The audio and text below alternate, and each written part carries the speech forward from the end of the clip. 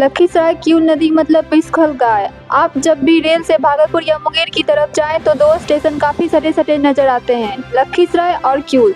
उन दोनों स्टेशनों के बीच सिर्फ एक रेलवे पुल है और उस पुल के नीचे से गुजरती है किऊल नदी।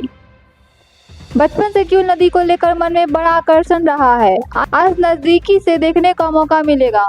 लखीसराय शहर के पास मछली बाजार के पीछे यह पतली सी धारा और उसके तट पर बजबजाती गंदगी, कूड़ा कचरा, नदी के किनारे तट तक जाना भी आसान नहीं।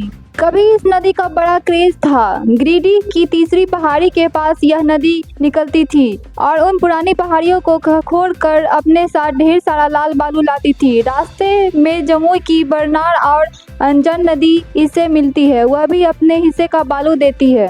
उस लाल बालू का निर्माण ठेकेदारों और घर बनाने वाले के बीच बड़ा क्रेज होता। लखीसराय का बालू कोसी और अंग के पूरे इलाके में मंगवाया जाता।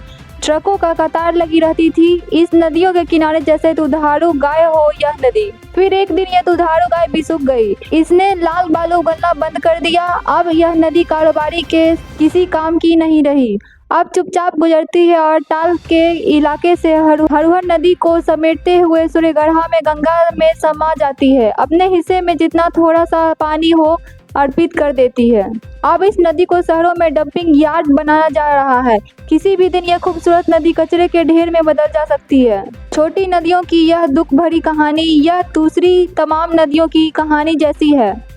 ऐसा लग रहा है कि इस नदियों से हमारा कोई रिश्ता नहीं, मगर हम भूल जाते हैं इन्हीं नदियों का पानी हमारे रगों में शायद हो।